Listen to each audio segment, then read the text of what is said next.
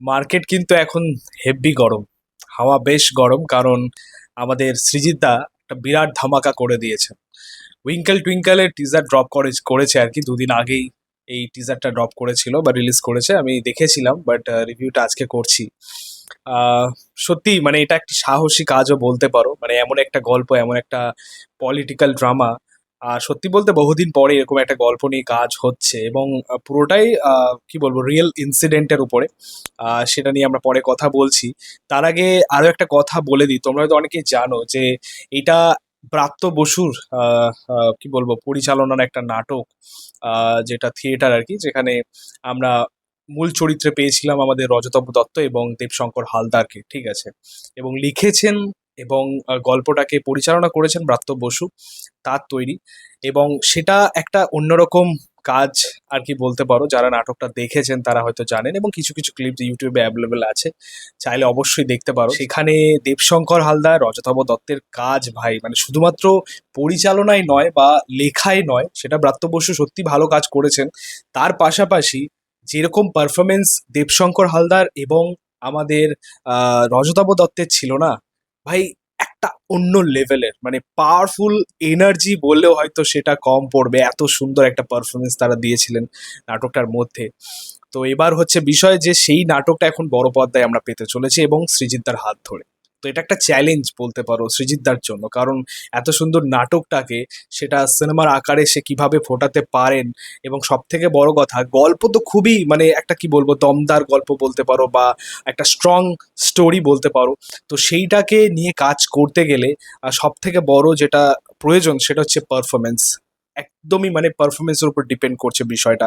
আমাদের ঋত্বিক চক্রবর্তী এবং পরমব্রত চ্যাটার্জি তারা কিভাবে সেই জায়গাটা নেভাতে পারেন, সেটা কিন্তু একটা দেখার মতো বিষয় হবে। কারণ সেই লেভেলে যাবে কিনা, মানে দেবশঙ্কর হালদার এবং রজতাভ দত্তের লেভেলে যেতে পারবে কিনা, সেটা একটা তাদের জন্য বড় চ্যালেঞ্জ। এখন থেকেই মানে যারা নাটকটার ফ্যান বা দর্শক, তারা কিন্তু ভাই নাক ছিটকবেই, তারা বলবেই বা তারা ভাববেই যে এত সুন্দর একটা নাটক সেটাকে পুরো সিনেমাতে ছড়িয়ে দেবে বা ঝুলিয়ে দেবে এমন কিছু।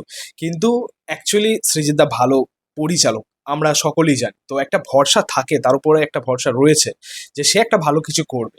তা যাই হোক, একটা ভালো নাটক, সেটাকে সিনেমার আকার দেওয়া হচ্ছে, এবার দেখা যাক সেটার কাজ কেমন হয়।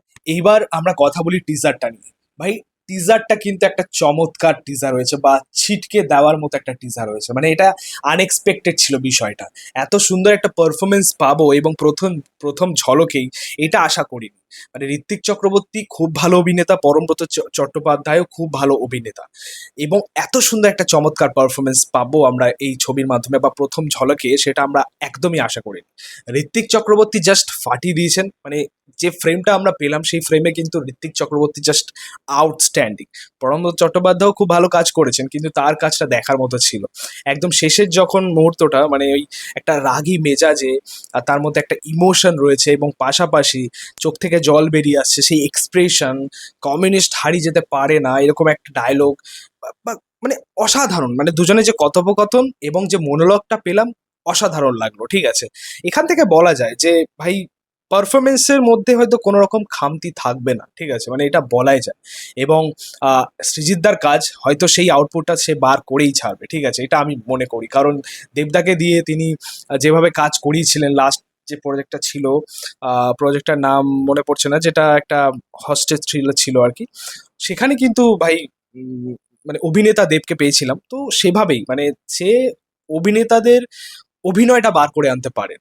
তো এটার জন্যই বলবো যে আশা করছি ভালো হবে। আর যদি গল্পটা নিয়ে কথা বলি, গল্প আমার মনে হয় যারা প্রবীণ, যারা রাজনীতি, যারা পলিটিক্স নিয়ে চর্চা রাখেন বা ধ্যান ধারণা রাখেন, তারা হয়তো গল্প বুঝেই গেছেন। গল্পটা ছিল একদম কমিউনিস্ট নিয়ে। কমিউনিস্ট যে ধীরে ধীরে হারিয়ে যাচ্ছে, কমিউনিজম যে ধীরে ধীরে হারিয়ে যাচ্ছে, তো তারই একটা গল্প আমরা পাচ্ছি।